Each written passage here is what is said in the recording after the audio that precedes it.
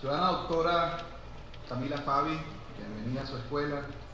Distinguidos diputados de nuestra originaria Asamblea Nacional, magistrados y magistrados suplentes del Tribunal Supremo de Justicia, excelentísimo señor embajador y plenipotenciario, doctor Wilber de Pablo de Eslovenia, distinguidos representantes de los diferentes entes del Estado, distinguidos invitados de nuestra querida, amada, respetada Fuerza Armada Nacional Bolivariana, distinguidos ponentes, distinguidos invitados especiales, señoras y señores.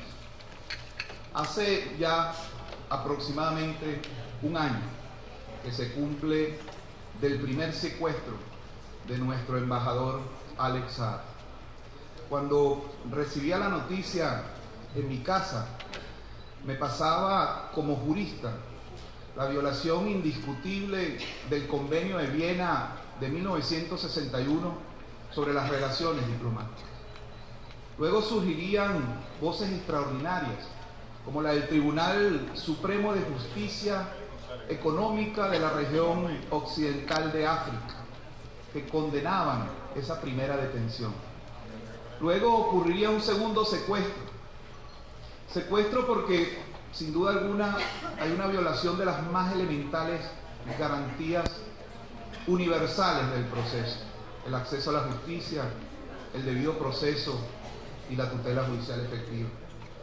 Pero más allá de estos eventos jurídicos, yo trataba de reflexionar sobre la naturaleza humana, sobre el desarrollo del derecho internacional público y especialmente humanitario. Y recordaba, volvía al salón como aquel hombre de la consolación de la filosofía y al salón de mi segunda carrera, la filosofía. Y recordaba en filosofía antigua a Heródoto, en los 9 libros de la República. Me imaginaba aquel escenario donde los antiguos griegos se sentaron en una mesa. Por una parte, la poderosa Atenas, con su indestructible armada, con su poderoso ejército y su formación de falange, negociando con la vencida isla de Egina, sus enemigos naturales.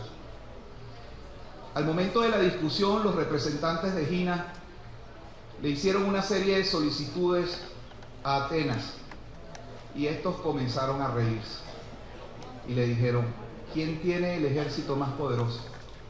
¿Quién tiene la armada más poderosa? ¿Quién pone entonces las leyes?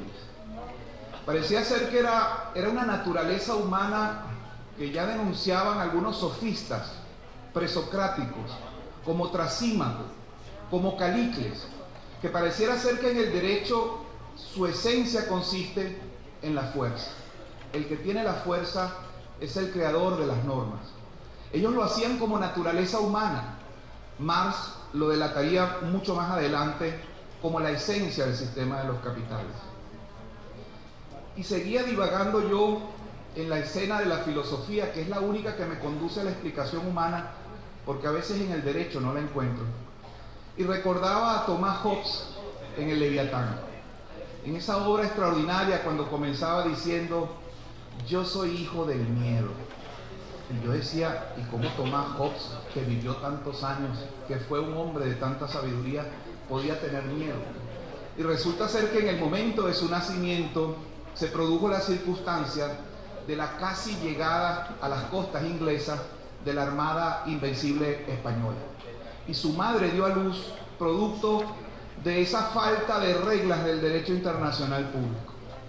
Y uno continúa la evolución de la filosofía y se encuentra nada más y nada menos que a Hugo Gross, quien trata de dar respuesta a los problemas entre naciones. Trata de homologar, como lo bien sabe Domingo, nuestro politólogo, que lo dejamos prestado al Ministerio de Educación, trata de homologar aquella esencia del contrato social a nivel internacional. Y crea entonces la necesidad de un pacta sunt servanda, del respeto a los tratados. Pero ¿qué es lo que pasa si ya Grocio había hablado sobre el respeto a los tratados internacionales? ¿Por qué se viola el respeto a los tratados internacionales? Leía a Vico, leía a Molina, a los grandes españoles del derecho natural internacional y no encontraba respuesta. No me quedó otra alternativa que ir a 1916, a una obra extraordinaria escrita por Vladimir Ilich Lenin, que se llama El imperialismo, fase superior del capitalismo, donde Lenin, ya una obra que tiene 123 años, hablaba perfectamente que el imperialismo monopolista enerva y agrupa sus fuerzas para la destrucción de los países menos poderosos y para apoderarse de sus riquezas. Ale Saab es un hombre, un embajador de la República Bolivariana de Venezuela, que contribuyó enormemente a solventar en ese periodo de tantas dificultades las situaciones que vivíamos los venezolanos. Y es condenado por eso. No hay otro motivo. Es el imperialismo que quiere ahorcar a nuestra república, que por sangre y por origen es rebelde. Somos mestizos, hijos del aborigen irreverente, de aquel español también de fortaleza y del afrodescendiente que colma todas nuestras venas. Eso nos hace una nación especial. No por ello la libertad de América nace en Caracas, para todo Iberoamérica. No por ello Venezuela tiene la primera constitución de Iberoamérica. No por ello aquí se da el primer grito de la libertad.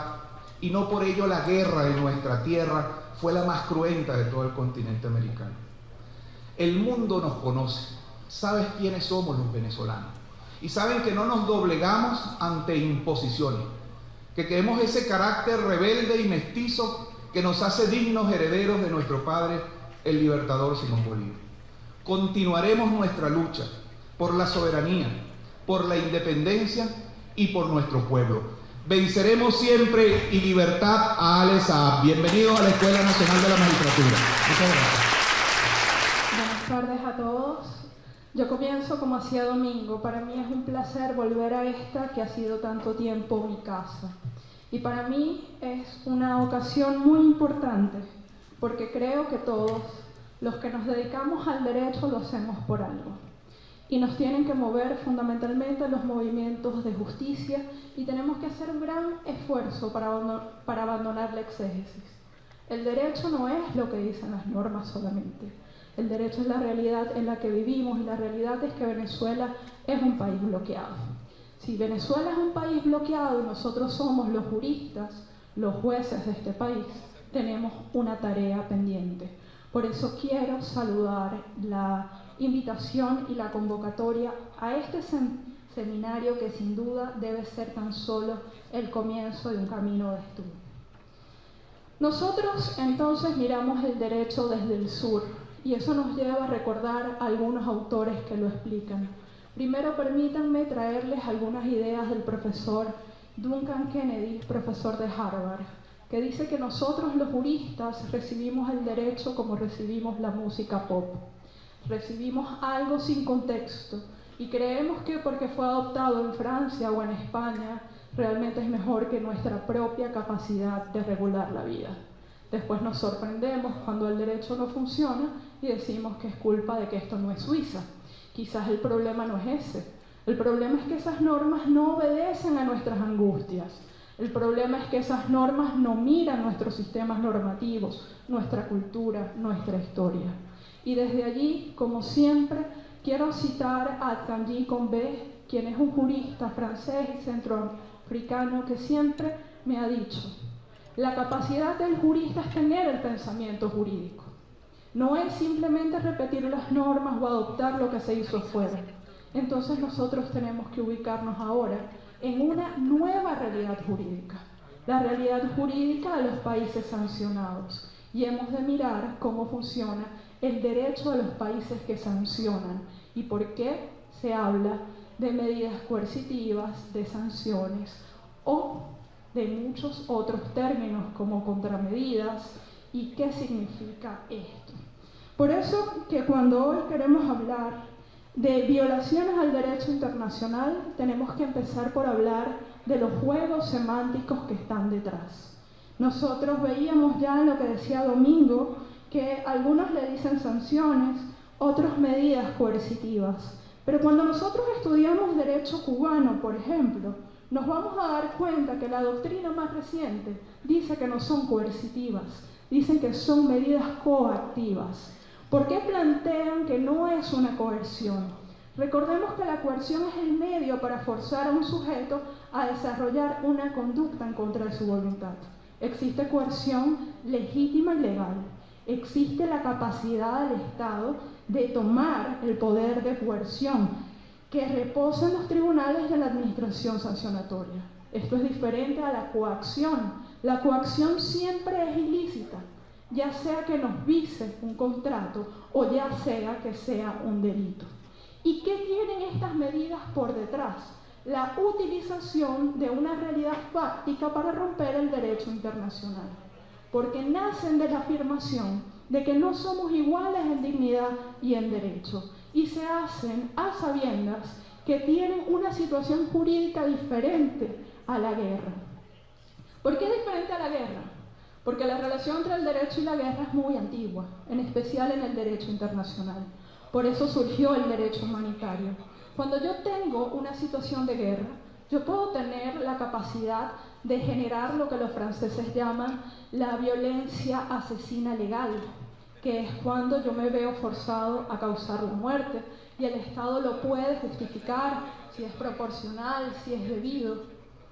Pero si yo tengo una sanción, si yo tengo una coerción, ¿cuál es la respuesta humanitaria? Ninguna, porque esto no está en el derecho humanitario. Por ende, nosotros tenemos algo que Portilia Gómez llama el arma económica. Revisemos la historia del arma económica. Si nosotros tomamos la Carta de Naciones Unidas, este es un resultado de una evolución de documentos anteriores, centrada en el derecho que rigió a la sociedad de las naciones. Es decir, que estamos entrando a derecho del siglo XIX, de un mundo que no estaba globalizado. Y en ese mundo, la capacidad de un bloqueo, por ejemplo, si pensamos en nuestra historia, el daño que se podía crear con el bloqueo naval de 1902, la capacidad era mínima. Pero vengamos a este mundo globalizado, vengamos a lo que ocurre a Venezuela. Y ahí yo los invito de nuevo a separarnos no solo del pensamiento jurídico, sino a entrar a nuestro juramento de abogados. ¿Por qué? Porque resulta que las medidas coercitivas unilaterales generan el secuestro de Alex Saab, generan la situación de Entrasur sobre trabajadores y trabajadoras venezolanas iraníes y genera la prohibición de importación a Venezuela de medicamentos oncológicos porque son considerados actividad económica sospechosa. Cuando yo impido que entre a Venezuela un mecanismo oncológico, estoy generando la muerte indiscriminada de personas que no estaban en el marco de un conflicto. Y la regulación de la guerra parte también por distinguir quiénes son parte del conflicto y quiénes no lo son. Entonces, ¿son coercitivas o coactivas? Yo creo, ciertamente, que Pino Canales y Díaz Pérez tienen razón. No son medidas coercitivas. Así, en medidas coercitivas se digan desde 2014 que Naciones Unidas se quiere separar del vocablo sanción. Pero les decía que pensemos como Duncan Kennedy. Resulta que nosotros estamos aquí y creemos que esto empezó a ocurrir en 2014 o en 2017. Las medidas coercitivas tienen una historia centrada en los años 90. Son una herramienta de la Guerra Fría. Y son más crueles porque se dicen que como no generan invasión no tienen pérdidas humanitarias. Es decir, que el número de personas que mueren de estas medidas indiscriminadas simplemente ni siquiera se cuentan. ¿Qué son entonces? Vamos a ver que este tema tiene un creciente interés para los juristas. Podemos pensar como Alexandra Hofer, como Elena Duhan, quien también es la relatora, o como Surya Suberi. Todas estas definiciones tienen una característica en común. Son creadas por las universidades de los países que sancionan. Ahí tenemos una tarea. ¿Cuáles son las definiciones que dan los juristas de los países que son sancionados? ¿Qué tenemos para concretar este punto? Que son acciones no contempladas en tratados y que se distinguen del poder que en principio solo tiene el Consejo de Seguridad de Naciones Unidas de tomar coerciones que emanan de lo que ya veíamos, esos artículos que tomamos de la Carta de la Sociedad de las Naciones. Para poder ejercer esta coacción, existe una relación fáctica derivada de la posición de dominio sobre el otro. Allí, por ejemplo, podemos entender por qué los grandes productores de estas normas son la Unión Europea y Estados Unidos. Los generadores de estas medidas tienen un razonamiento que algunos determinan, que ellos buscan salvar de la asfixia estrangulando. ¿Por qué? Porque todo acto que justifica una medida coercitiva dice que actúa porque en ese país hay un sistema de violación de derechos humanos. Entonces yo digo, por ejemplo, que si yo considero que la manera en la que se abordó una manifestación se aparta del estándar que debía ser, yo castigo a toda la población. Por eso es que se usa ese símil, es decir, que está enmarcado en una doctrina que configura la actuación actual del derecho internacional, que es lo que conocemos como la responsabilidad para proteger, que es la justificación jurídica de las invasiones modernas. Tenemos entonces, según el Alto Comisionado para Derechos Humanos, que este término se suele referir a medidas económicas adoptadas por un Estado para obligar a un cambio en política de un tercer Estado. En consecuencia, no tienen nada que ver con el régimen de medidas de ONU. Entendiendo que si revisamos las medidas legales, las que dicta el Consejo de Seguridad desde 1995, han sido cuestionadas porque todas violan los derechos humanos. Es decir, que tenemos medidas legales que violan derechos humanos dictadas por el Consejo de Seguridad según su procedimiento, que están, por ejemplo, consagradas en la Observación General 8 del Consejo de Derechos Económicos, Sociales y Culturales, que señala, entre los efectos, que aumentan la corrupción en el país porque eliminan la disponibilidad de los bienes esenciales para la vida, generan pérdida de talla y tamaño en los niños de ese país, aumentan la mortalidad gestacional porque hay menor acceso a la planificación familiar y hay menos controles médicos, y esto se hace con las medidas legales. Ok, nosotros tenemos entonces que si no son coercitivas, mucho menos son sanciones, porque las sanciones, como decía Domingo, significa la capacidad de que nuestra relación no sea horizontal, sanciona a quien está arriba y sanciona a quien tiene un ordenamiento jurídico que se lo permita, y en el marco de los derechos humanos tiene que hacerlo a través de un juicio debido, y esto significa las garantías procesales básicas. Esto no ocurre. Ahora, quiero entrar en un punto. Cuando nosotros revisamos, por ejemplo, lo que está produciendo Hofer desde Estados Unidos, entramos a uno de los problemas. Una exigencia del derecho actual es la proporcionalidad. Yo no puedo tomar una decisión que exceda, yo no puedo usar fuerza si no tengo una causa, pero son proporcionales las medidas coercitivas, porque dijimos que son entonces la herramienta favorita en este momento de la historia. La proporcionalidad para Hofer existe, porque, por ejemplo, si revisamos las medidas sobre Venezuela, tienen un camino que las justifica en el derecho de Estados Unidos. Y a Estados Unidos le basta con decir que yo soy una amenaza inusual y extraordinaria para tener su juicio de proporcionalidad baja. Listo. Porque ¿qué puedo hacer yo si tengo semejante amenaza encima? El problema es que esto vale admitir que ese juicio vale más que los juicios de los demás estados, por ende no son iguales a mí y valen más que los juicios de Naciones Unidas. Por ende, la proporcionalidad no se puede cumplir cuando estas medidas tienen como naturaleza venir de un lugar extraño, de un ordenamiento al que no pueden aplicarse y de reivindicar que un Estado puede juzgar el modo de proceder de otro y de todos los otros. Allí, por ejemplo, encontrarán preguntas válidas. Uno de los países que fue sancionado es Burundi. La mayor parte de los países víctimas de estos políticos son países del sur y países petroleros. Pero ¿puede Burundi realmente amenazar la seguridad nacional de Estados Unidos? ¿Lo puede hacer Venezuela? ¿Con cuál armamento? ¿Con cuál intención? Entonces ese juicio siempre viene viciado.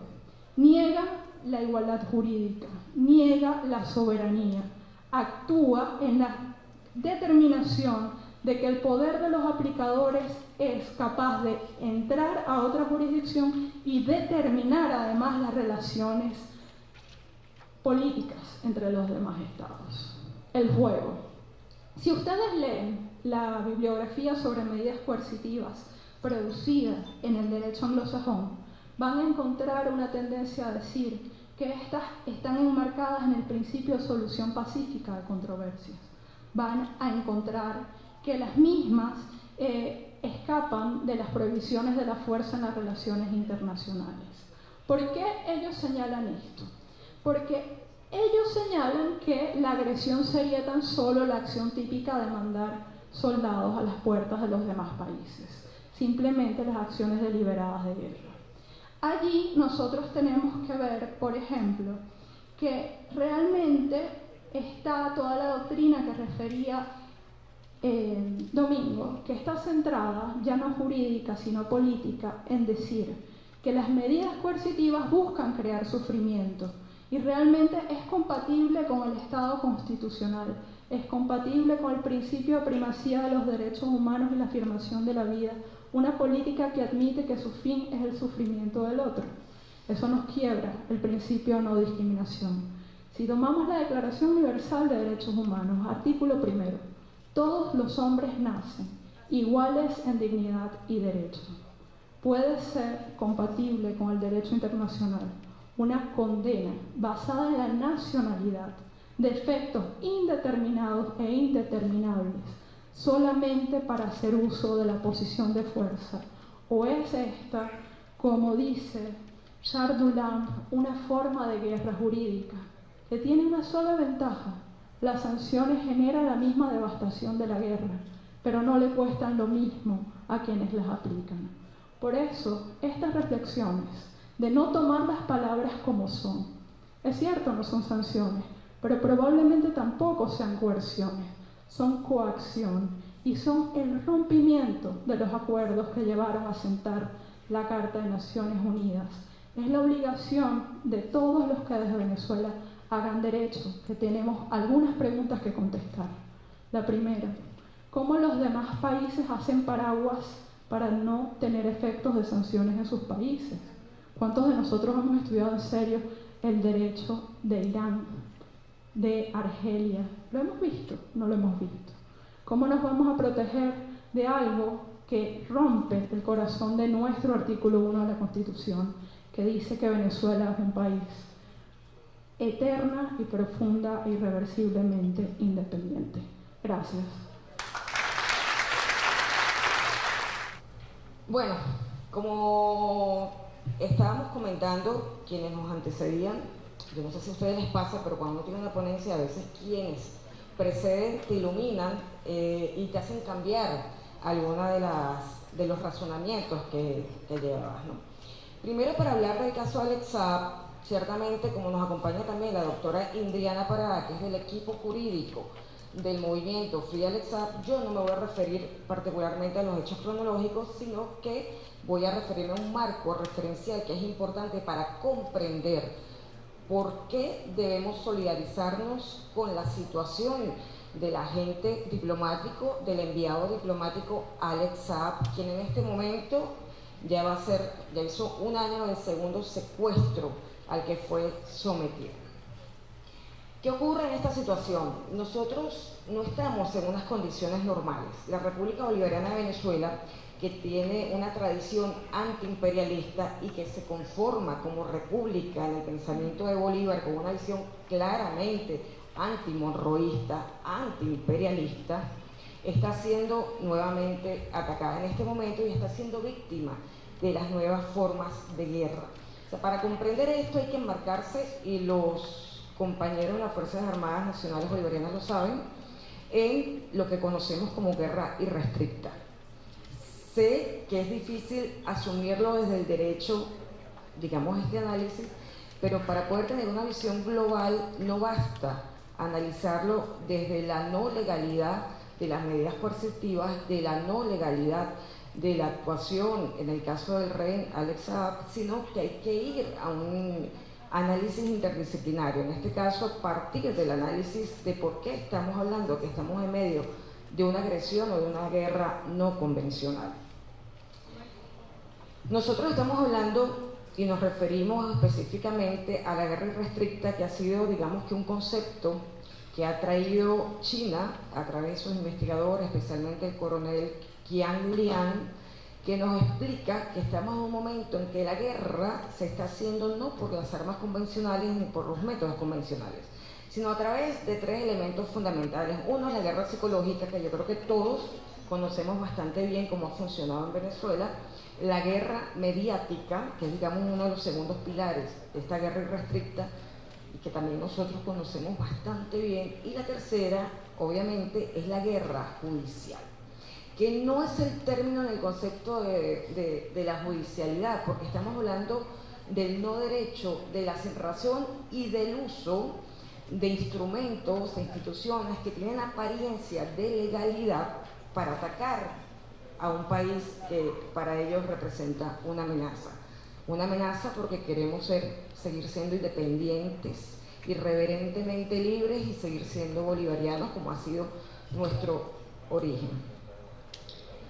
Esta guerra de la que hablan los coroneles chinos, que luego algún coronel norteamericano, entre ellos Dunlap, ha llamado warfare, ¿ok?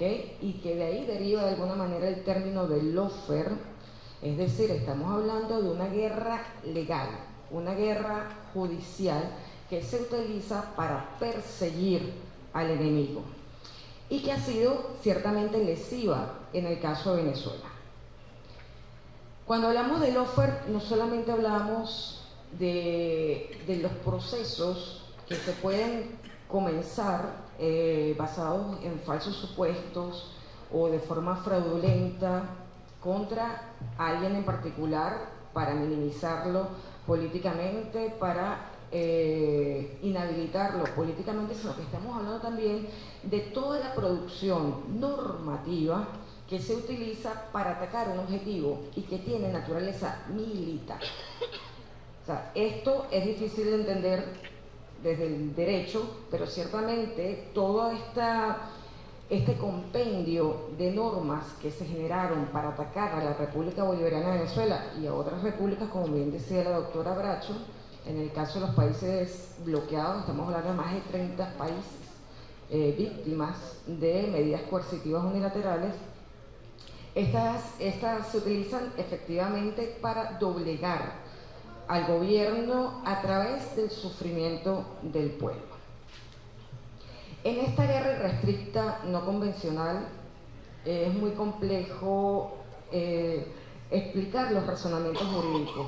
Entiendo que ciertamente nos piden para este foro porque iban a asistir diferentes jueces y personal del Poder Judicial, pero no podemos referirnos exclusivamente a ello. Tenemos que hacer un análisis, digamos que anterior, un análisis marco.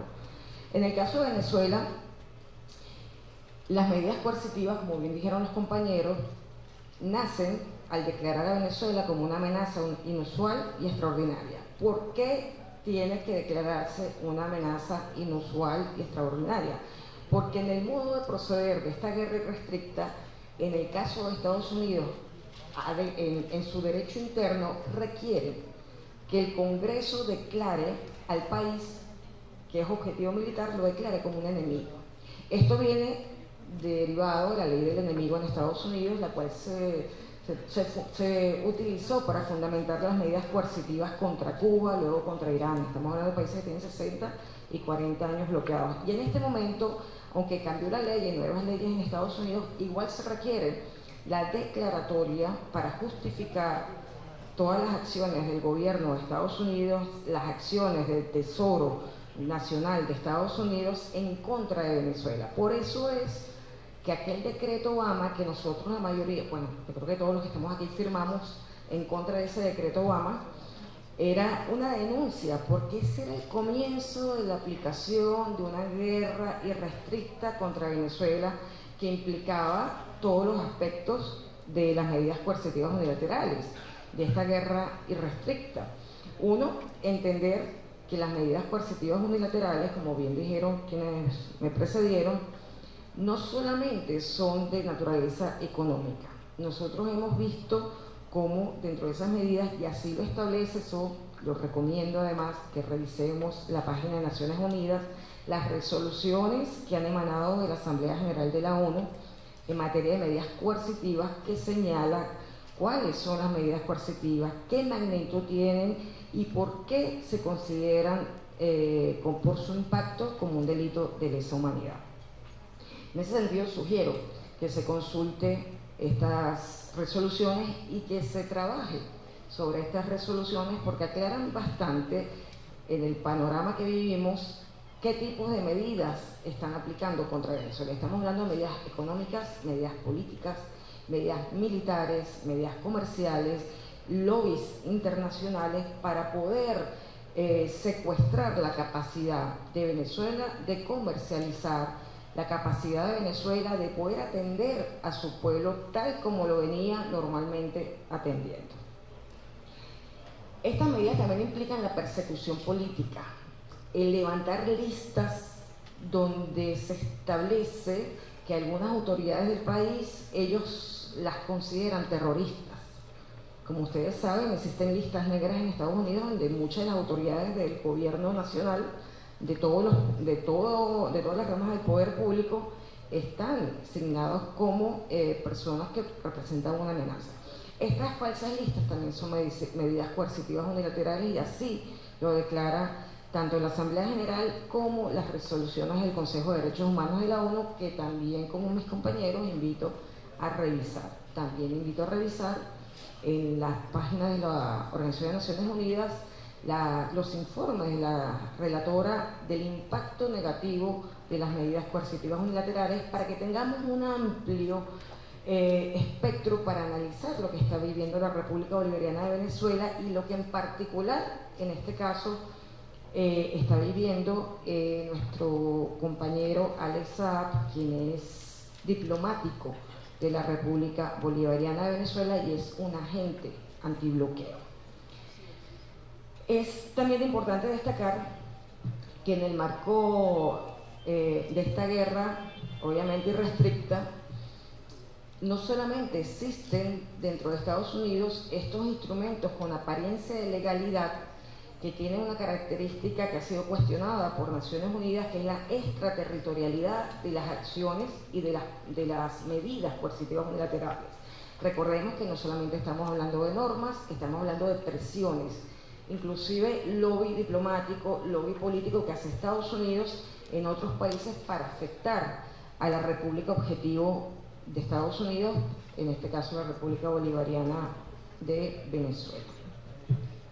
Permiso.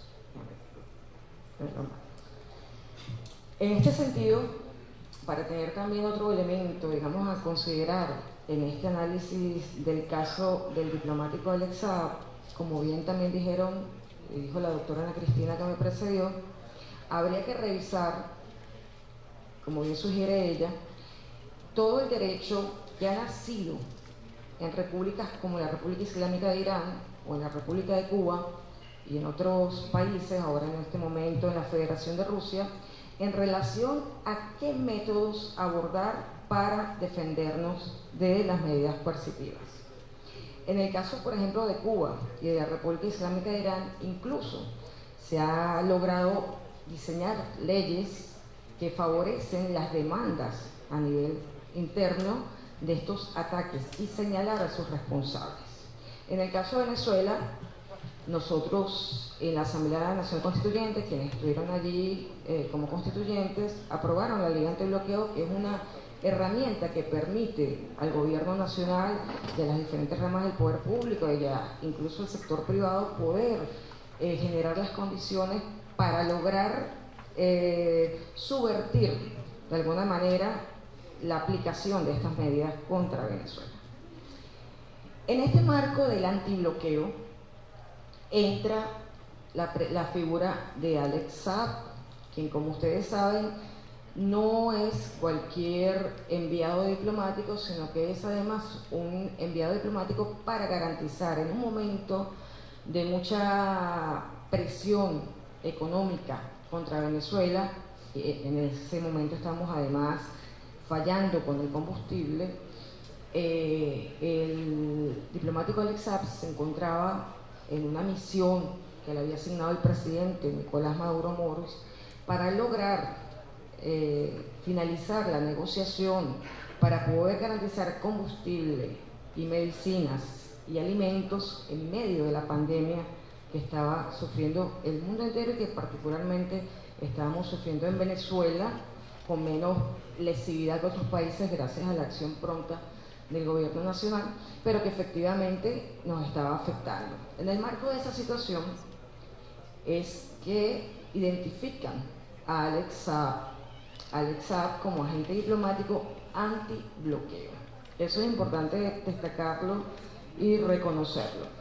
Incluso es importante destacar que en ese marco de evidencias que se pueden encontrar para analizar el caso de Alex Saab, tenemos algunas declaraciones. En el caso particular de Venezuela, en el caso de Alex Saab, tenemos las declaraciones de Mark Esper, exsecretario de Defensa de Estados Unidos durante el tiempo de Donald Trump, que relata qué tipo de acciones, dentro de esas medidas, incluso las acciones terroristas, qué tipo de acciones implementó el gobierno de Estados Unidos para lograr arrodillar a la República Bolivariana de Venezuela, incluyendo el atentado contra el presidente Nicolás Maduro.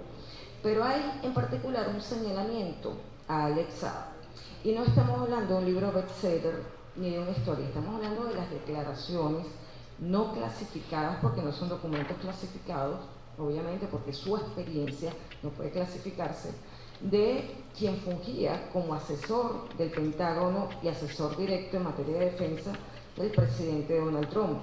Tiene peso probatorio, a nuestro entender, tendría peso probatorio las declaraciones de Mark Esper por la función que realizaba en el momento en que narra que ocurrieron los hechos y cómo ocurrieron. O sea, está más que claro que Estados Unidos estaba persiguiendo a Alex Saab por la actividad que realizaba en favor del gobierno de Venezuela y del pueblo de Venezuela, que es la principal víctima de las medidas coercitivas unilaterales del bloqueo. Por esta razón, digamos que ellos deciden, y eso lo explicará la doctora Andrea Parada y el doctor Francisco Artigas, que me sucederán, explica por qué lo detienen y por qué las presiones sin tener ningún tipo de instrumento legal para poder secuestrar y debilitar de alguna manera a la agente antibloqueo que garantizaba para Venezuela librarse de alguna manera de algunas de las medidas coercitivas unilaterales que estaban impactando directamente y que siguen impactando directamente en el pueblo venezolano. En el caso de la situación jurídica de Alex Saab, que va a referir el doctor Artigas y la doctora Parada, evidentemente es muy difícil hablar desde el derecho, porque estamos hablando desde la sinrazón, estamos hablando desde la guerra judicial, desde el lawfare, que no es más que la instrumentalización, no es más que dar una apariencia de legalidad a través, como dijimos hace un rato, de instituciones o de normas que se usan fraudulentamente para poder perseguir y apartar del camino a aquellas personas que son objetivo, en este caso objetivo militar. ¿Por qué es objetivo militar? Porque estamos hablando de que todas las acciones de Estados Unidos en materia de medidas coercitivas unilaterales son de naturaleza militar, independientemente de quien las decida y las ejecute sean civiles que forman parte del establishment de Estados Unidos. Yo quisiera, no sé cuánto tiempo queda, pues me encadeno, no sé cuánto tiempo queda, pero yo quisiera además señalar la importancia para nosotros de este foro, de este seminario, de la difusión, porque no solamente se trata del diplomático Alex Saab, de la violación continuada del derecho internacional, de la no respuesta del derecho internacional ni del derecho internacional humanitario, porque no hay forma de encuadrar fácilmente lo que ha ocurrido contra Venezuela, lo que ha ocurrido contra Irán, lo que ha ocurrido contra Cuba, porque a veces es muy difícil solo explicarlo desde las medidas coercitivas unilaterales, porque el derecho internacional humanitario, por ejemplo, no plantea las nuevas formas de guerra. Esa guerra irrestricta no está planteada dentro de las convenciones que rigen el derecho internacional humanitario. La Convención de Ginebra solamente refiere y hace alusión a las guerras convencionales, a los conflictos armados.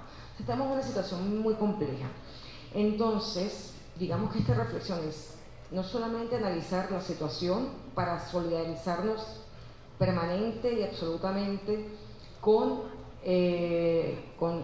por supuesto, con el caso de Alex Saab, con el caso de todos aquellos pueblos en otros espacios. Estamos hablando de Rusia en este momento, estamos hablando de Irán, estamos hablando de Cuba, estamos hablando de Yemen, estamos hablando de Palestina, que han sido víctimas de la mayor criminalidad que ha significado las formas de bloqueo de las medidas coercitivas, sino también para que desde este espacio, desde este foro, desde las diversas disciplinas, los diversos espacios comunitarios, los diversos espacios institucionales, se comience a trabajar desde una criminología crítica, desde una posición de revisión crítica del derecho, porque no estamos ante una situación en la que podemos aceptar que el derecho lo puede resolver todo a nivel internacional, porque ciertamente hay mucho que trabajar a nivel internacional para poder generar la discusión y poder, digamos que avanzar en las nuevas formas de guerra que existen y que estamos viviendo, para poder generar los nuevos compromisos internacionales para evitar estos crímenes de lesa humanidad.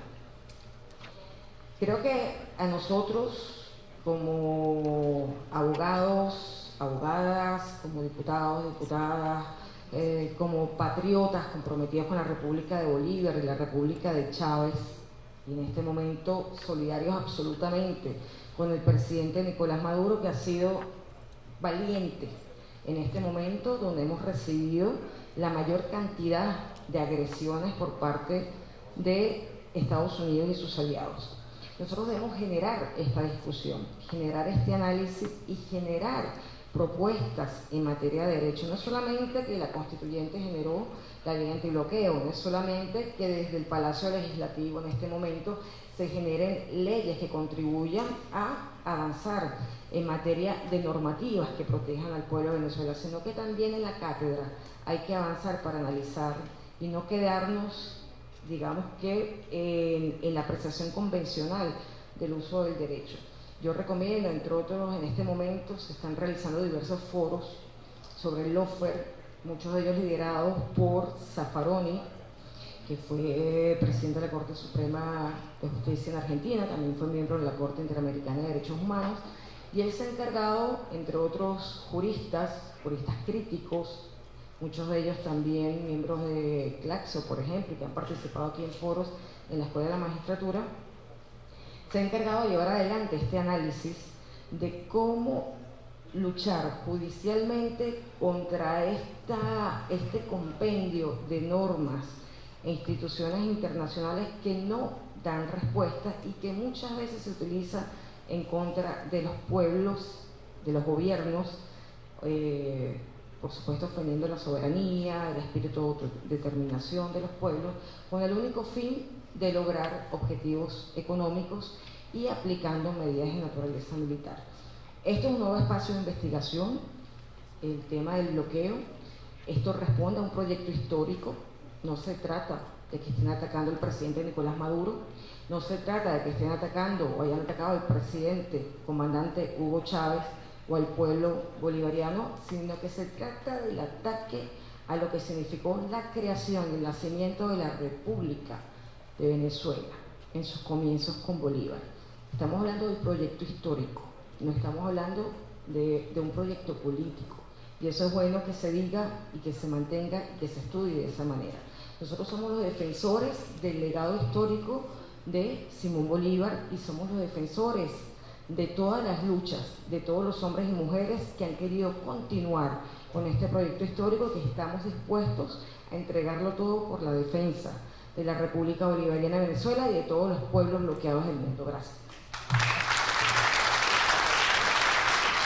Buenas tardes a todas y a todos, doctores y doctoras, a los asistentes, a los magistrados, a las magistradas, a los diputados, a las diputadas, al movimiento Free Alexab presente el día de hoy aquí, a los distinguidos ponentes, y quiero agradecer al magistrado emérito Guillermo Blanco, director general de la Escuela Nacional de la Magistratura. Quiero agradecer por acoger este evento de reflexión sobre un caso de lawfare contra el país y contra de su funcionario. Lawfare que se ha vuelto una práctica común en Latinoamérica, una guerra no convencional, una guerra legal, como dijo la doctora Olga, una guerra que utiliza para perseguir a sus enemigos. Cuando Venezuela hizo el reclamo de su diplomático, calificó este ataque como otro parte de la persecución política en contra del país, que ya sufría embates de la crisis humanitaria creadas por la medida coercitiva unilaterales. Y en efecto es así.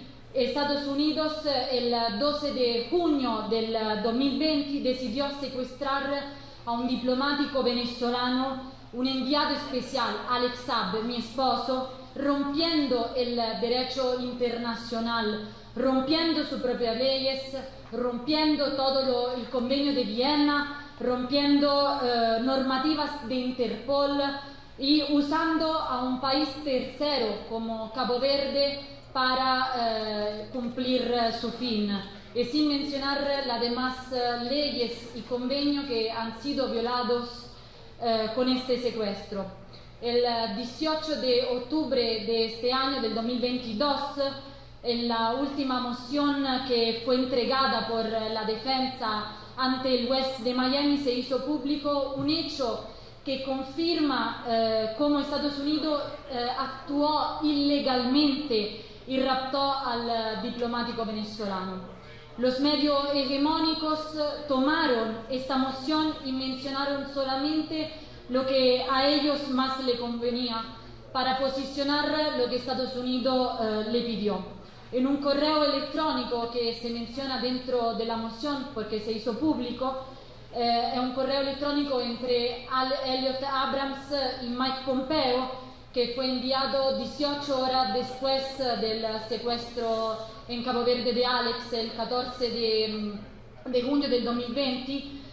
Se puede leer, aquí lo traigo presente, aquí es Elliot Abrams que escribe en un correo: Pompeo tiene preocupaciones si nosotros podemos argumentar que el pasaporte diplomático venezolano de Alex Saab es ilícito porque fue emitido por criminales y no por el presidente Guaidó.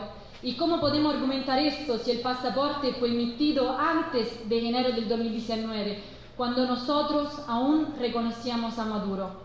Y en todo el caso, probablemente Cabo Verde seguirá las Naciones Unidas, que reconoce Maduro. Pompeo me notificó que en todo caso él no fue acreditado ante Cabo Verde o que estaba en una misión diplomática. Sin dudas, podemos decir que él estaba envuelto en una misión designada a violar las sanciones de Naciones Unidas a Irán. De este email se puede entender que ellos sabían y planearon el secuestro de Alex. Planearon para llevárselo ilegalmente a Estados Unidos. Ellos sabían también que era enviado especial ante Irán, que era enviado especial de Venezuela ante Irán, y que Alex estaba en una misión humanitaria para traer alimento, medicina y combustible en un momento muy crítico para Venezuela, que era el periodo de la pandemia del COVID-19, y ellos sabían. y que este nombramiento se había hecho antes de que Estados Unidos y Venezuela rompían relaciones, porque las relaciones se rompieron en enero del 2019 y Alex fue nombrado el 9 de abril del 2018. Además de este correo hay muchas más pruebas contundentes en los documentos clasificados que rescatamos en esta lucha legal incansable. Nosotros con la defensa logramos desclasificar este documento proveniente de todas las agencias de Estados Unidos involucradas antes y después del secuestro de Alex Saab. Y no puedo olvidar también, ya lo mencionó la doctora Olga, en mayo del 2022 fue publicado un libro del ex secretario de Defensa, ex jefe de Pentágono, Mark Esper, donde confiesa en este libro que Estados Unidos sabía que Alex iba en una misión diplomática y que era necesario custodiarlo para entender la ruta del presidente Maduro. Todo lo que nosotros venimos denunciando como movimiento Free Alex Saab en estos 2 años y medio salió prácticamente en esta confesión de Mark Esper, y para mí es muy importante siempre mencionarlo porque esta es una prueba contundente de que ellos sabían que Alex era diplomático. La prensa, después de nuestra moción del 18 de octubre, la prensa empezó a sacar ataques simultáneos contra Alex y se encargó de decir que la defensa había esquivado el pasaporte, como si este hecho otorgara o no la inmunidad diplomática, como ya muy bien ha sido explicada por abogado, el ex canciller Roy Chatterton, embajador y la misma defensa. La prensa esquivó el hecho del correo entre Elliot Abrams y Mike Pompeo, de que ellos están al tanto de que el juicio contra Alex es muy débil y que la defensa es sólida y pública.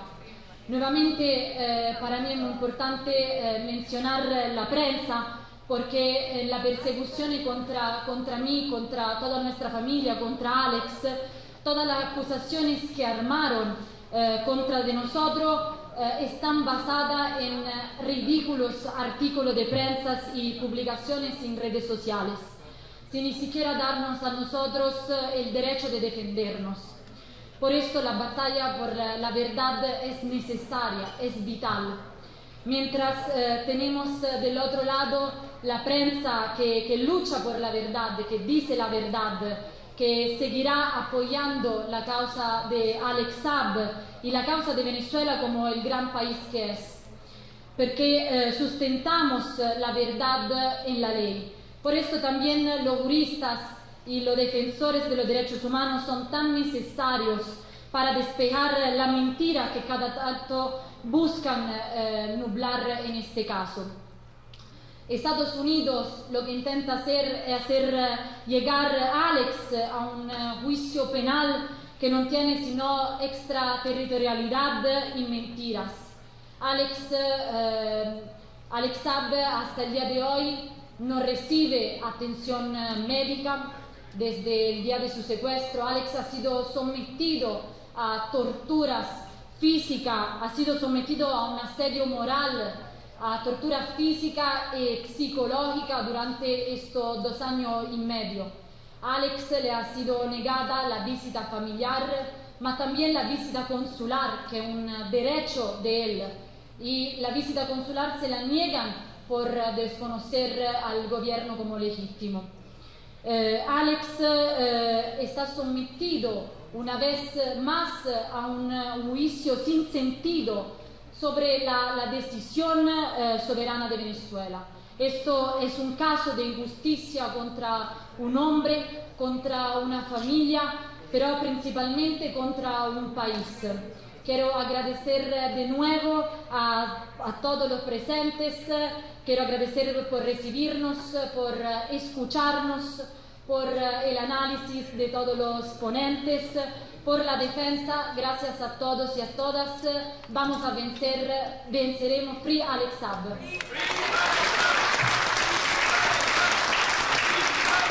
Bienvenidos y muchas gracias por la invitación y darme la oportunidad de estar en esta que es mi casa, pues aquí he realizado estudios durante más de 10 años, entre cursos, diplomados, maestría. He estado acá como formado, también he tenido la oportunidad como formador. Un caso bien difícil que planteaba Olga Álvarez, ¿no?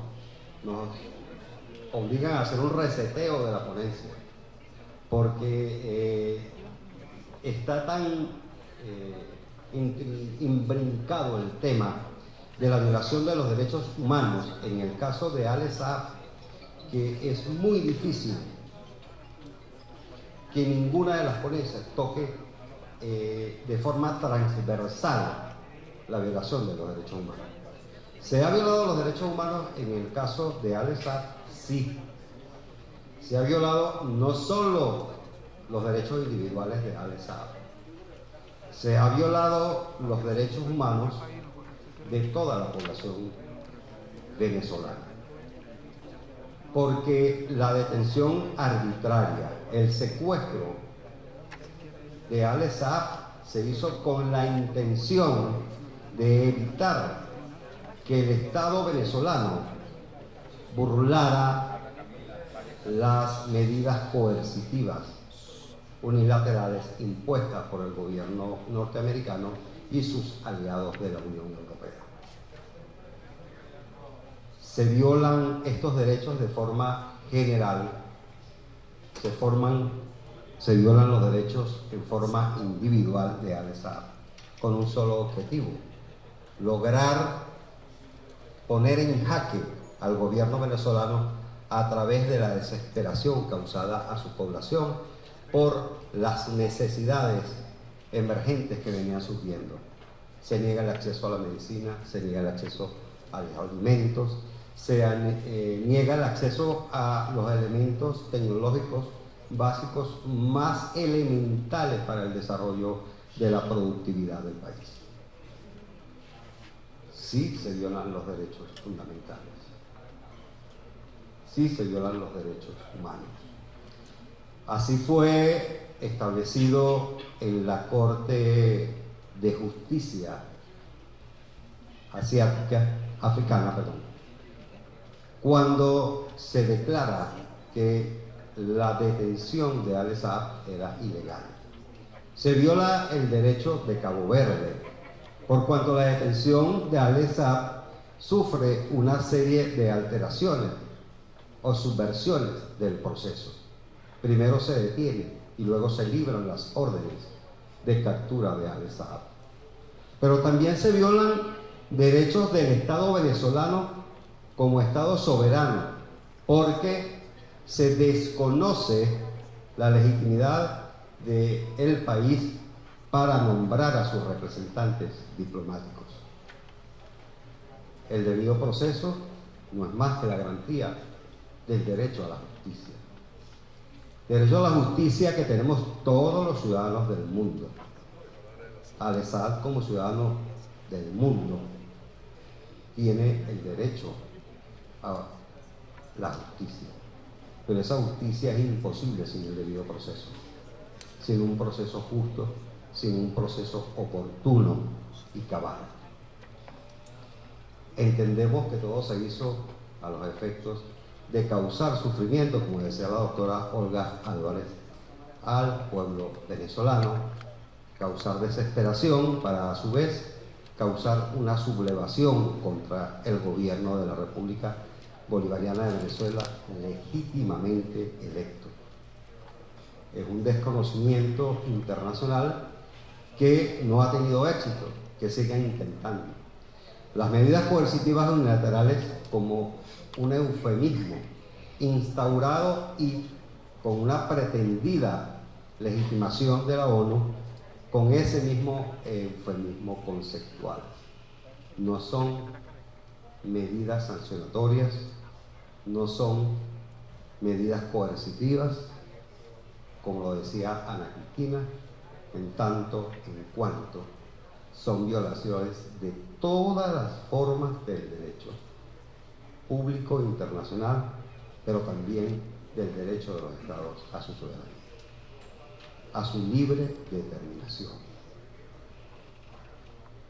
Dentro de esa visión que pareciera un poco muy dentro de la especialidad del derecho, se están violando todos los derechos políticos universales. Hablan de la universalidad de los derechos humanos, pero irrespetan esa universalidad de los derechos humanos cuando aplican selectivamente sanciones y desaplican el derecho internacional. Yo tenía una exposición mucho más larga. Los ponentes que me antecedieron y las ponentes que me antecedieron, es difícil, pues ante tal nivel de conocimiento, no coincidir con los criterios, y nivel ideológico coincidente también, pues entonces creo que me quedaba solamente la parte del debido proceso.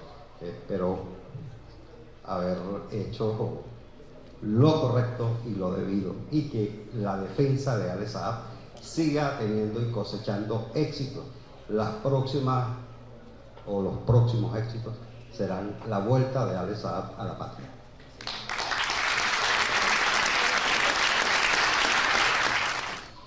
Fíjense, el día de hoy tenía el objetivo de presentar el caso de Alex Saab, un análisis cronológico de los hechos. Sin embargo, el caso de Alex Saab es un caso sumamente amplio. Es un caso con el que hemos llevado un análisis profundo, una investigación de cada uno de los hechos durante cerca ya de 2 años, y el cual es imposible exponer en 10 o 15 minutos. Yo debo confesar que cuando me invitaron a hacer la ponencia, yo estaba muy contenta, porque dije, va a ser la primera vez que hago una ponencia entre abogados y por lo tanto me voy a poder extender. Sin embargo, tomé el tiempo de mis compañeros y todos estuvieron ajustados al tiempo, así que yo trataré de, a partir de aquí, poderme ajustar a un análisis, la presentación de un análisis de los hechos del caso Alex Saab. Cuando los hechos del caso Alex Saab han sido muy difundidos, mediáticamente difundidos, yo esperaba que los compañeros que me antecedieron hablaran un poco más de la cronología de cómo ocurrieron estos hechos.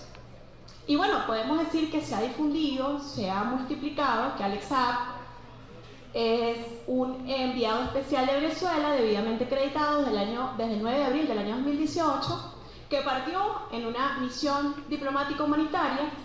Su mandato dice que él es enviado especial para asuntos humanitarios, y que en medio de esa tercera misión diplomática que realizaba al menos ese año, fue interceptado después que tuvo que cambiar un plan de vuelo porque le fue cerrado el espacio aéreo de 2 países, Argelia y Marruecos. Le cerraron el espacio aéreo y tuvo que hacer su parada técnica de manera sorpresiva, es decir, por fuerza mayor, en Cabo Verde. A partir de allí empieza lo que nosotros hemos calificado como un secuestro, su ilegal detención y toda la cronología que ha venido sucediendo durante 2 años, un poco más de 2 años. De manera que yo hoy les propongo presentar el caso haciendo una tesis y antítesis del caso Alex Saab. Porque nosotros nos preguntamos, ¿cómo es que Estados Unidos llegó a detener, a acusar, perseguir, detener, extraditar, encerrar y enjuiciar a un diplomático venezolano? Debe haber una apariencia de legalidad, pero ¿cuál es esa apariencia? ¿Cuáles son las bases legales que la que se fundamentó Estados Unidos y Cabo Verde para entonces detener, encerrar y extraditar la supuesta extradición a Alex Saab a los Estados Unidos? Y yo los invito a que vayamos listando estas normas, las que supuestamente sirven de base jurídica, para luego construir el hecho desde la lógica de Estados Unidos, para luego deconstruirlo en la aplicación de la norma internacional, de la propia norma de Cabo Verde y de la propia norma de Estados Unidos. Podemos decir entonces que una de las primeras listas en las que se basó Estados Unidos para detener, para acusar a Alex Saab, es una ley extraterritorial, que es la ley de defensa y de seguridad de los derechos humanos y la sociedad civil, que fue emitida y fue aprobada en el Congreso de los Estados Unidos en el año 2014, que es Ley Pública 113-278, y que sirvió de base jurídica para los posteriores decretos ejecutivos y la posterior imposición de medidas coercitivas unilaterales a nuestra nación. También existen entonces la base jurídica o legal de Estados Unidos, son los decretos ejecutivos a partir del año 2015 y del cual se derivan entonces toda la imposición de medidas coercitivas que ya hoy cuentan más de 800 medidas. A partir de esos decretos ejecutivos también hay otra base legal, que fue la designación que le hizo la Oficina de Control de Activos del Departamento del Tesoro de Estados Unidos a Alex Saab el 25 de julio del año 2019, la cual amplió el 17 de septiembre de ese mismo año, el 17 de septiembre del año 2019. Pero además esto tenía un antecedente, que son las alertas FinCEN. ¿Qué son las alertas FinCEN? Son las alertas de la Red de Control de Delitos Financieros de Estados Unidos. Y es importante mencionarlas porque esa es la antecedente de la designación de Alex Saab. Pues en esas alertas elevan el riesgo y declaran a Venezuela como una organización criminal corrupta, en donde señalan a todos los altos funcionarios del gobierno de la República Bolivariana de Venezuela, miembros de la organización criminal delictiva y por lo tanto delincuentes. Y bueno, por último, había que establecer alguna jurisdicción con Alex Saab y entonces le pretenden aplicar la Ley de Prácticas Corruptas en el Extranjero, que es la llamada o abreviada Ley FCPA, que es una ley estadounidense que se dictó para funcionarios estadounidenses y para ser aplicable a personas naturales y jurídicas estadounidenses o extranjeros que tuvieran actividad comercial en Estados Unidos, en el territorio de Estados Unidos. Pero es una ley que se pretende aplicar entonces a supuestos hechos cometidos dentro de la República Bolivariana de Venezuela por supuestos funcionarios de la República Bolivariana de Venezuela que trabajaban en las instituciones ubicadas dentro de la República Bolivariana de Venezuela. De manera que Alex Saab, al formar parte, al trabajar para y con la República Bolivariana de Venezuela, pues para ellos les es aplicable esta ley. Más adelante voy a explicar muy brevemente por qué Alex Saab se encuentra en el único supuesto de excepción de aplicación de la ley. Entonces, podemos ir más allá y preguntarnos, ok, si este es el listado de base jurídica que usaron para acusar a Alex Saab, ¿cuál es entonces la base legal jurídica que usó Cabo Verde para conceder la extradición, para proceder a una detención y proceder a la extradición? Bueno, los hechos son conocidos. Hago la aclaratoria extradición, pero ya vamos a demostrar, a deconstruir por qué no es una extradición. Ellos se fundamentaron, tanto Estados Unidos como Cabo Verde, en la aplicación o en la invocación de la ley de la Convención de las Naciones Unidas, la Convención de Palermo del año 2000. ¿Por qué esta convención? Bueno, porque es la Convención de las Naciones Unidas para la Delincuencia Organizada Transnacional, y Venezuela, al ser una red de delincuentes organizados transnacional, pues era aplicable, se podría invocar esta convención. Pero es muy importante nombrar la aplicación o la invocación de esta norma, porque casualmente Estados Unidos, cuando ratifica esta convención, se reserva la cláusula de extradición. Sin embargo, esta fue la ley internacional que invocaron para la cooperación judicial, para la cooperación internacional. Pero además esta convención establece en su artículo 4 la protección a la soberanía de los estados. En el numeral 2 de este artículo dice que en ningún caso esta convención se va a servir de base para que otro estado pretenda ejercer en el territorio de otro estado miembro acciones que le competen únicamente a sus autoridades. Sin embargo, esta es la convención que invocaron para solicitar la extradición. ¿Por qué esta convención? Porque entre Cabo Verde y Estados Unidos no existía un acuerdo de extradición. Y entonces Cabo Verde, fundamentado en esto, ¿qué más usó? Usó entonces una supuesta notificación roja de Interpol que fue emitida de manera extemporánea el día 13 de junio del año 2020. Y esto consta y es de manera es un hecho público y comunicacional, porque cuando vemos la notificación roja, vemos que está emitida el 13 de junio del año 2020. Y Alex Saab, cuando lo detuvieron, cuando lo arrojaron fuera de la aeronave, le hicieron comprar un visado, le hicieron pagar un visado para registrar su entrada formal al país y además una prueba COVID. Y de la operación económica de esa compra sale que fue registrado el 12 de junio del año 2020. Es decir, en el 12 de junio del año 2020 ya Alex Saab se encontraba en situación de detención. Vemos entonces que no existía una orden de captura o una notificación roja que diera la legalidad para proceder a la detención. También usó Cabo Verde una solicitud de extradición hecha por este país, por Estados Unidos, una solicitud de extradición a la cual no se le adjuntó ninguna notificación, una orden de captura emitida por tribunales de Estados Unidos, o al menos no se le adjuntó la orden de captura que tuviera la identificación clara y precisa de la persona que estaba siendo solicitada, sino que tenía el nombre de otra persona. Esto fue un pequeño error procesal, pequeño error que duró 9 meses en 3 instancias dentro de Cabo Verde y que cuando llega al Tribunal Constitucional, el fiscal general de Cabo Verde dice, bueno, hubo un lapsus manifiesto, no, la orden de captura no estaba en nombre de Alex Saab, vamos a cambiarlo para que el Tribunal Constitucional pudiera decidir el caso. También usaron una nota diplomática. ¿Por qué una nota diplomática? Bueno, porque no existía un convenio de extradición y resulta que por los cargos que le estaban imputando a Alex Saab, si se llegaba a extraditar con estos cargos, iban a superar el límite máximo de pena, 20 años, que estaba prohibido por la Constitución de Cabo Verde y por la Ley de Cooperación Judicial Internacional en materia penal que usa Cabo Verde para los procesos de extradición. Entonces Estados Unidos le dice, bueno, vamos a hacer algo. Yo te emito una nota diplomática en donde te hago una promesa diplomática que si tú me entregas a Alex Saab, yo le voy a retirar 7 de los 8 cargos. Y solamente nos quedamos con el cargo de conspiración y el límite máximo de pena son 20 años. Ah, bueno, perfecto. En base a esta nota diplomática, solo que esta nota tiene una gran debilidad.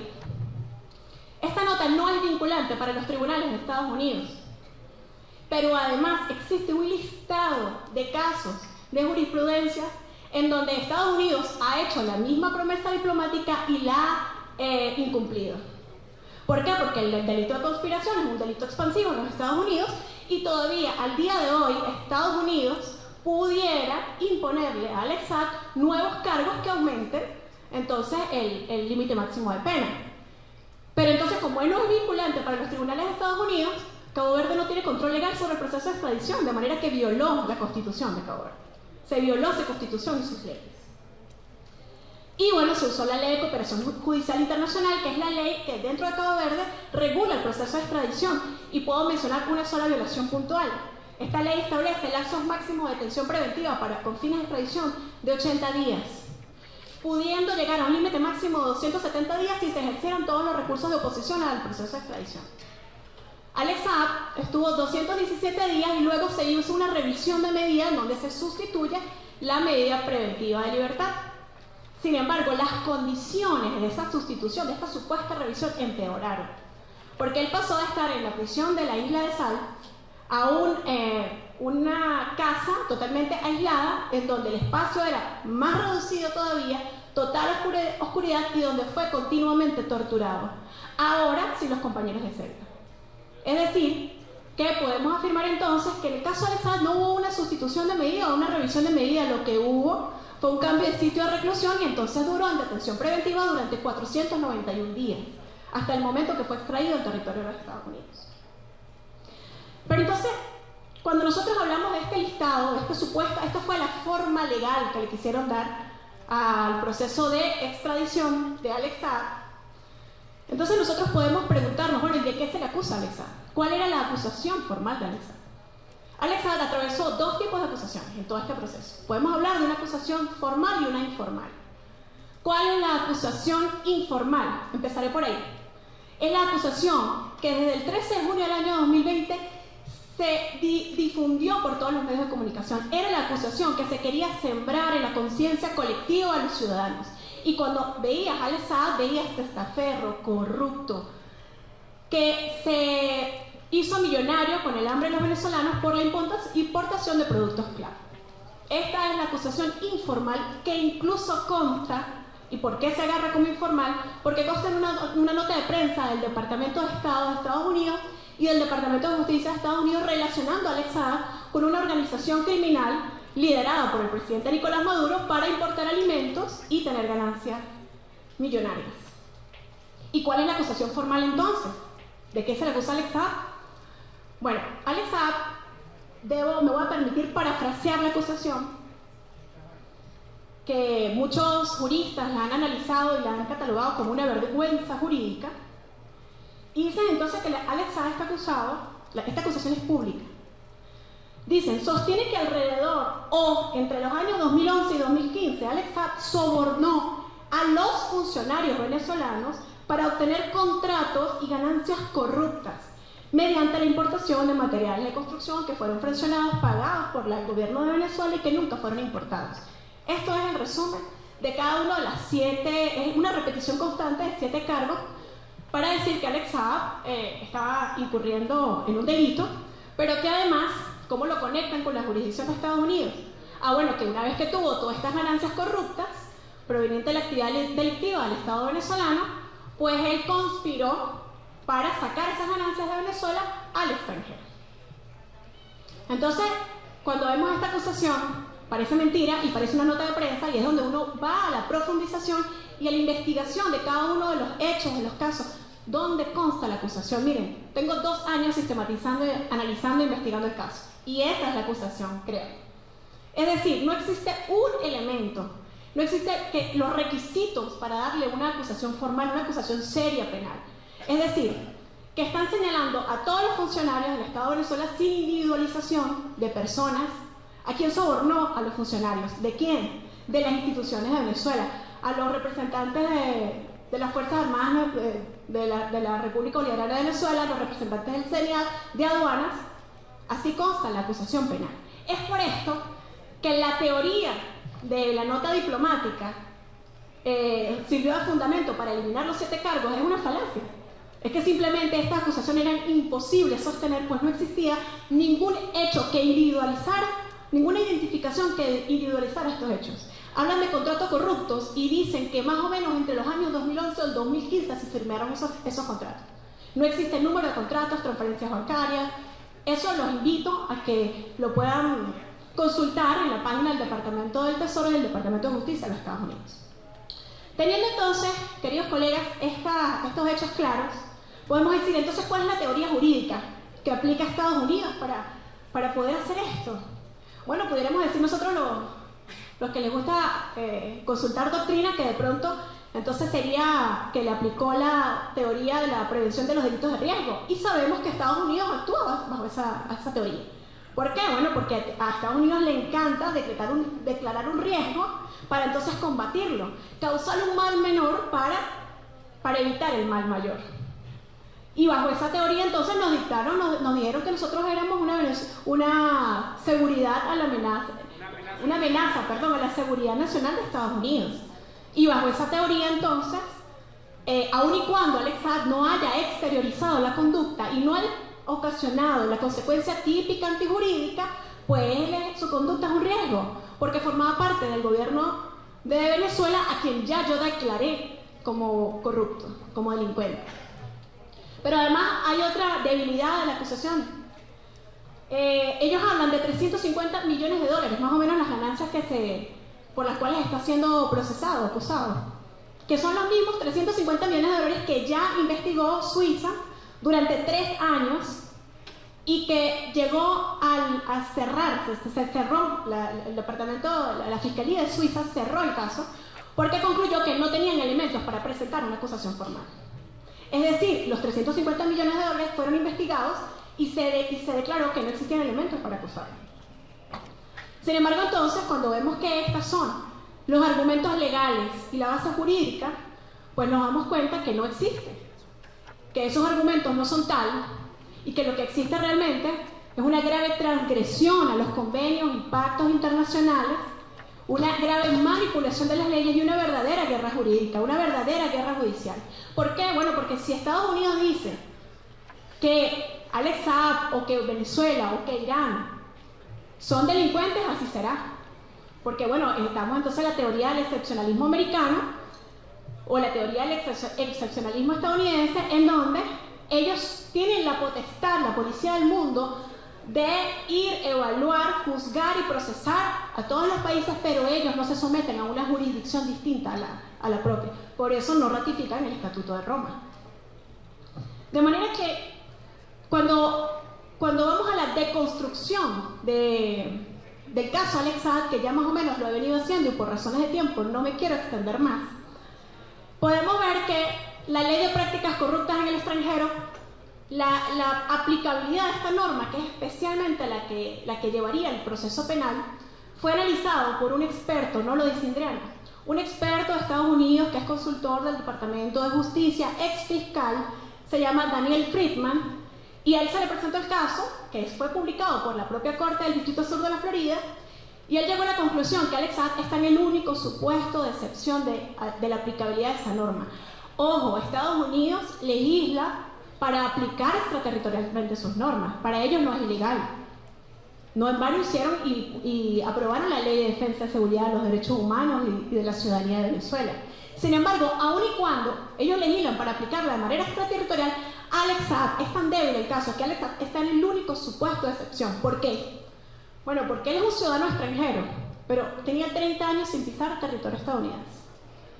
Porque él era un empresario, pero ninguna de las empresas que él tenía o que pudiera llevar tenía nada que ver con el territorio estadounidense.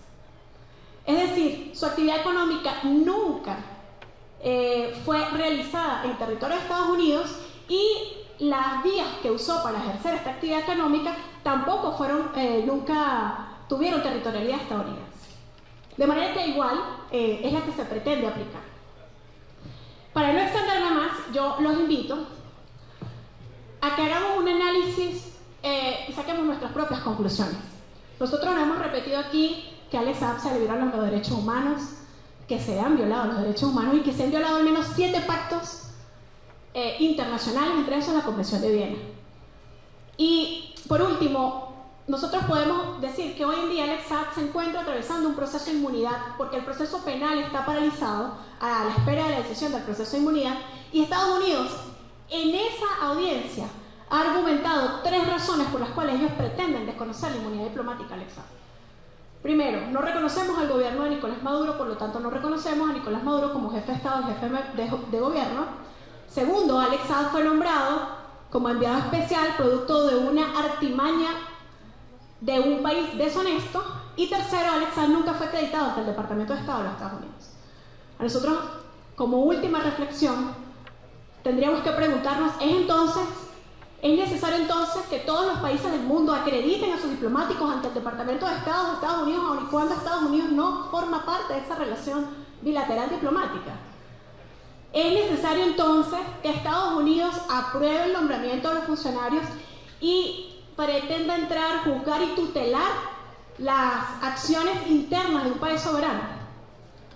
Yo, como les decía al principio de mi intervención, estoy sumamente feliz de estar aquí, no solamente por estar hablando entre colegas y por ser mi primera vez en esta escuela de la magistratura, sino porque es en este auditorio que les quiero compartir que producto de toda esta investigación y es la concreción de mis estudios doctorales, que los estoy presentando el caso Alex Saad, la investigación como parte de mis estudios doctorales, pues logré entonces concentrar el caso en un libro, porque bueno, yo pretendía hablar en muchos auditorios y me cortaban y nunca daba el tiempo, y alguien me dijo, mira, publica un libro y explica el caso Alex Saad. Entonces hoy les comparto a todos ustedes que está por publicarse el libro.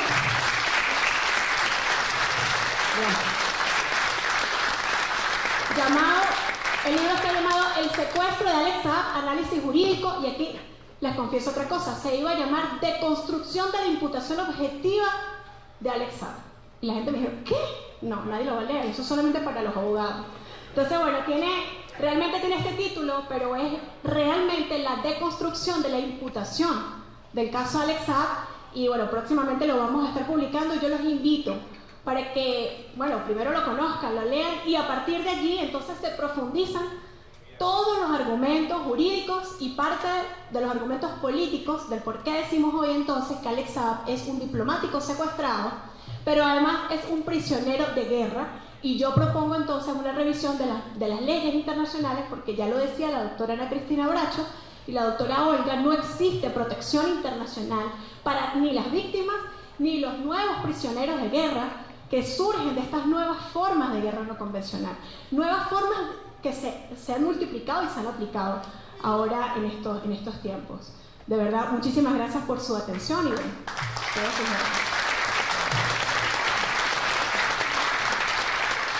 el día de hoy, bueno, estamos entre amigos, pero bueno, esto acompaña la desgracia de que ya prácticamente no hay mucho que decir. El caso Alex Saab ha sido revisado de arriba abajo con todas sus implicaciones y todas sus aristas, colegas diputados también, miembros de las Fuerzas Armadas, saludos, público en general. Pero bueno, yo creo que es importante hacer algunas reflexiones respecto a esto. Traí un discurso y al final lo cambié por esta chuletica que tengo aquí, que la fui haciendo en el camino, ¿no? Bueno, fíjense. Primero hay que preguntarse por qué estamos aquí hoy. Bueno, primero me sorprende también la asistencia, el quórum que hay, se quedó pequeña la sala, hay una gran cantidad de personas conectadas. Vamos a tener que hacer esto en el auditorio del TCJ para los próximos eventos, magistrados. De verdad pensé que iba a ser un evento más pequeño, pero bueno, ¿por qué estamos aquí hoy casi a las 7 de la noche? Escuchando y hablando sobre una persona que quizá hace 2 años era desconocida para la mayoría de nosotros, ¿no? Era desconocida porque su trabajo así lo requería, pero en definitiva seguramente la mano de Alex tocó a muchos de nosotros en momentos muy difíciles, ¿no? Hay que ver lo que quizá una bolsa de comida que algunos quieren llevar a lo simple fue la solución y el alimento de muchas familias venezolanas, de millones de familias venezolanas durante mucho tiempo. Y era un trabajo que hacía alguien que nosotros no conocíamos y que se esforzaba por hacerlo. Y producto de ese trabajo hoy está injustamente secuestrado y encarcelado en los Estados Unidos. Debo decirles, el mundo, en las reflexiones que pienso, y pienso hacerlo de la geopolítica, aunque no es muy fuerte, pero el mundo está cambiando, la correlación de fuerzas en el mundo está cambiando. Hoy vemos nosotros como un conflicto entre Rusia y Ucrania viene cambiando, afectando del estado de bienestar europeo, que se ve afectado por esto, a las relaciones geopolíticas, a una reconfiguración de fuerzas políticas en todo el planeta. Y nosotros no somos ajenos a ello. No es casualidad que iniciada este conflicto global venga a Venezuela en los días siguientes, a las horas siguientes, Juan González y James Tory a reunirse con el presidente Nicolás Maduro, quienes son representantes del gobierno de los Estados Unidos, a reunirse directamente con el presidente Nicolás Maduro y prácticamente sacándole la silla a la pantomima que es Juan Guaidó, en quien ellos habían delegado y habían reconocido como supuesto presidente de Venezuela. Esto nos dice que Venezuela tiene una gran importancia en lo que es la geopolítica mundial. Somos la primera reserva de petróleo del mundo con más de 300.000 millones de barriles. Somos la 8ª reserva de gas, que se plantea como la sustitución en la matriz energética en los próximos años, y en un periodo un poco largo como la sustitución del petróleo. Tenemos también gas y somos el referente energético en el continente americano. Y esto, por supuesto, nos pone en una situación especial. Y Alex Saab, dentro de ellos, jugaba un papel interesante en todo este juego, ¿no? Entonces, vemos nosotros cómo Venezuela se viene posicionando, y esto, por supuesto, tiene unas consecuencias. Nosotros nos posicionamos en la geopolítica haciéndole frente al imperio más poderoso y criminal que ha conocido la historia de la humanidad. Un país modesto, pequeño, pero con mucha dignidad. Tenemos una historia que nos precede con nuestros libertadores, y cuando de aquí se gesta, como ya lo decía el magistrado Guillermo Blanco, se gesta la independencia de América y nacen las ideas libertarias de la mano de Francisco de Miranda, de Simón Bolívar y todos nuestros próceres. Se empieza a abrir un proceso, nos precede una historia que nos ha costado caro y que nos está costando caro en este momento.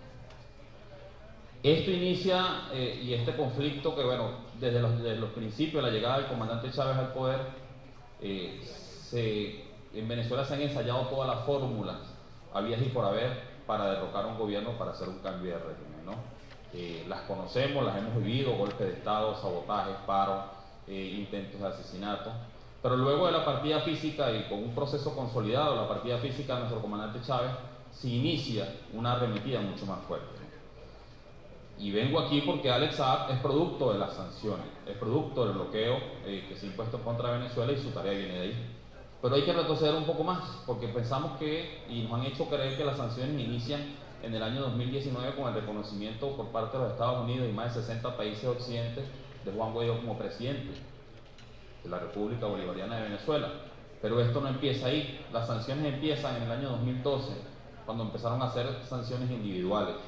Recuerdo que uno de los primeros sancionados fue el general en jefe Rangel Silva, que hasta hace poco fue gobernador de Trujillo, que fue una de las primeras personas que recibe ya una sanción directa individual.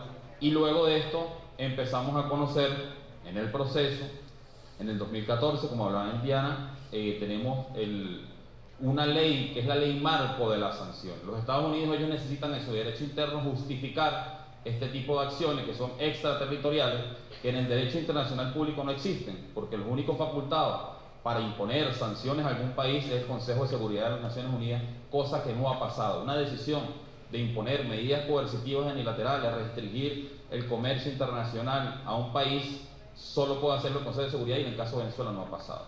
Pero bueno, ellos bajo el poder de las armas y de la presión económica, pueden tomar este tipo y se permiten tomar este tipo de decisiones, y lamentablemente hay una cantidad de países como la Unión Europea lo hacen, se pliegan a estas decisiones, porque en definitiva ellos en este proceso de reconfiguración del nuevo mundo deben seguir dirigiendo el status quo como lo están haciendo en este momento, un sistema financiero que todo pasa por los Estados Unidos, por Wall Street, el sistema SWIFT, que es el que valida las transacciones desde una compra que usted haga por Amazon con una tarjeta de crédito hasta el pago de buques petroleros, de alimentos y medicamentos. Todo tiene que pasar por Wall Street. Y si a ti te sancionan el Banco Central y te sacan del sistema SWIFT, automáticamente entras en unas grandes dificultades para tú pagar cualquier transacción o recibir dinero de cualquier transacción que hay. Entonces en el 2014 tenemos la Ley de Protección de Derechos Humanos, que es la ley marco. Luego viene un decreto que en el momento, debo confesarlo, yo firmé eso, pero no sabía qué significaba, que Venezuela era declarada una amenaza inusual y extraordinaria para la seguridad nacional de los Estados Unidos.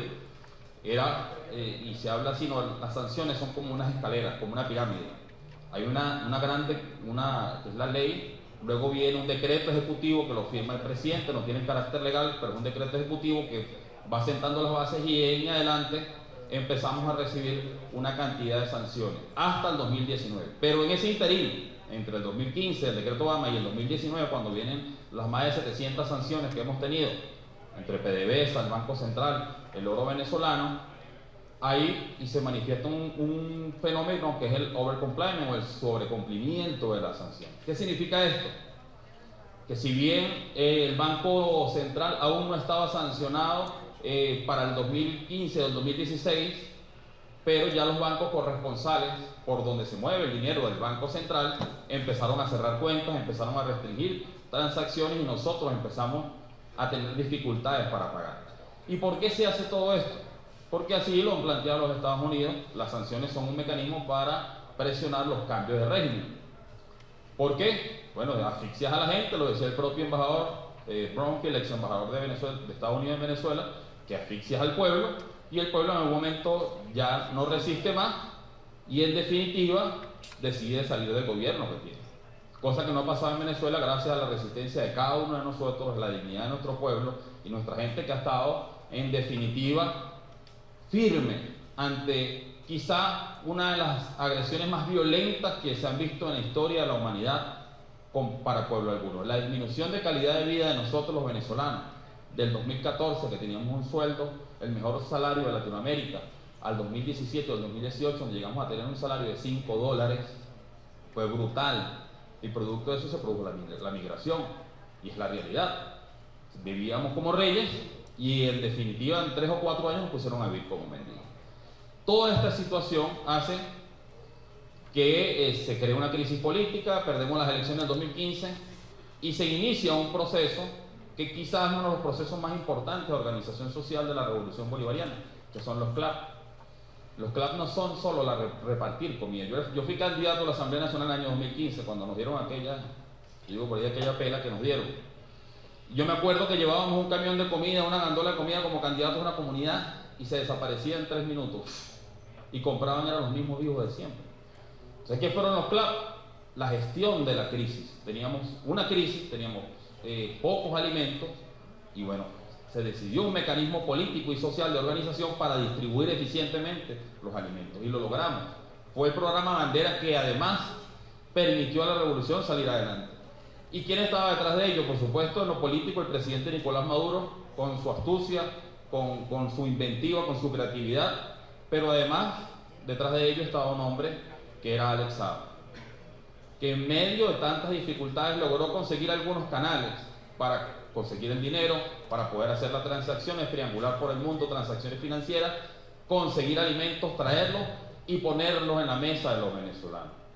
Esto, por supuesto, le costó caro a Alex Saab y desde ahí en adelante, el año 2016, empiezan a abrirse investigaciones en México, en Colombia, en Ecuador, en Suiza, porque bueno, había que, yo lo veo así, Alex Saab era un enviado especial, un enviado diplomático, pero en realidad era el hombre que estaba poniéndole la comida en la mesa a los venezolanos.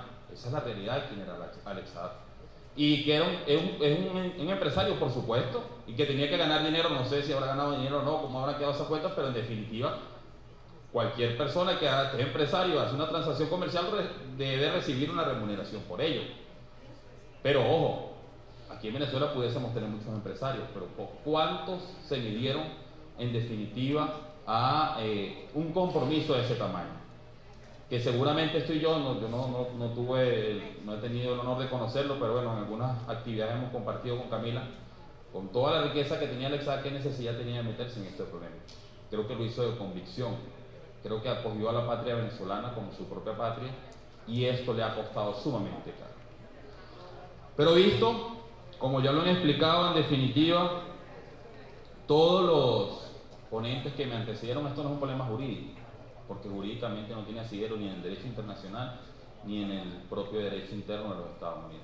Esto es un problema político y así hay que verlo y así hay que tratarlo también. Por supuesto, ustedes tienen la tarea, Diana, Camila, todo el equipo, de llevar jurídicamente la batalla, porque no pueden dejarlo solo. Es una batalla que hay que dar. Pero hay otra batalla que es la política, y es la que estos eventos generan, es la que las movilizaciones generan, es la que el pueblo en entender esta situación y que quitar esa matriz que se ha pretendido vender, que Alex Saab es un corrupto que lavaba dinero del gobierno o que hacía este tipo de operaciones para estigmatizarlo y que la gente en definitiva no se movilice. Esa es la tarea que tenemos que hacer. ¿Qué es lo que yo creo que va a pasar con el caso de Alex Saab? Fíjense, este reposicionamiento y estos cambios geopolíticos han hecho que nos estemos entendiendo de manera directa con los Estados Unidos. Es la realidad. Y hay quienes dicen, bueno, pero ¿qué vamos a negociar con los gringos? Tenemos que hacerlo. Somos un país bloqueado. No existen antecedentes de que los Estados Unidos hayan levantado el bloqueo a un país sin haber tenido un cambio de régimen. Y peor aún, la historia dice que las sanciones no son efectivas para los cambios de régimen, además. Y ellos lo saben y lo dicen, además. La estadística así lo plantea. Pero ¿cómo solucionamos este problema? Bueno, en este nuevo juego que se está dando, estamos Venezuela en el medio de una exigencia energética de los Estados Unidos, que consume el 25% de los 100 millones de barriles que se producen diariamente en el mundo. Europa está pagando hoy 4 veces el precio que lo pagan de la gasolina que pagan en Estados Unidos. Han tenido que en verano reducir el uso del aire acondicionado y ahora en invierno seguramente pasará mucho frío por haberse plegado a esta posición de los Estados Unidos, y todo esto hace que Venezuela cobre un papel importante. Yo estoy seguro que y no es mi papel decirlo, pero bueno, es lo que yo creo, lo que yo, como no hablo aquí como diputado ni mucho menos de todo lo que he dicho aquí, sino como quizá estudioso de la política, yo creo que pudiese abrirse una vía diplomática de diálogo, de concertación, de acuerdos y de canje humanitario, como ya se hizo uno recientemente, que nosotros conocimos por las noticias, para que se lograra la liberación del ex-SAR. Hay un importante preso, detenido, privado de libertad que tenemos hoy en Venezuela, que llaman Fat Leonard, que es un ciudadano de origen asiático que está involucrado en el caso de soborno más grande de la Marina estadounidense. Tiene un gran peso, una persona que además los Estados Unidos necesitan y requieren de su justicia, y bueno, quizá pudiera ser alguien del peso Alex Saab, ¿no? Para un canje. Pero como lo planteamos así, seguramente, y es lo que hemos visto, los espacios de diálogo con los Estados Unidos se han ido ampliando. Nosotros abogaremos y esperemos que esta situación tenga una salida política, porque en definitiva, repito, es un conflicto político. Y debo decirles, miren, sobre todo a tía Camila, que quienes padecen esto, y tus hijas, que en este caso lo has contado, no lo dijiste aquí, pero lo has contado en otros espacios. La hija menor ya no tiene recuerdos de su padre, pues, porque era muy pequeña cuando la última vez que lo vio, cosa que para los que tenemos hijos es sumamente doloroso, que no quisiéramos nunca pasar por una situación como esta. Pero sí les puedo decir, miren, nosotros hemos superado todas las adversidades, y ustedes lo saben. Nuestro pueblo ha resistido a los peores embates, nos han llevado a todos los terrenos, y en todos los terrenos hemos vencido. Y seguramente en este campo, en el caso de Alex Saab, nosotros venceremos. Muchísimas gracias.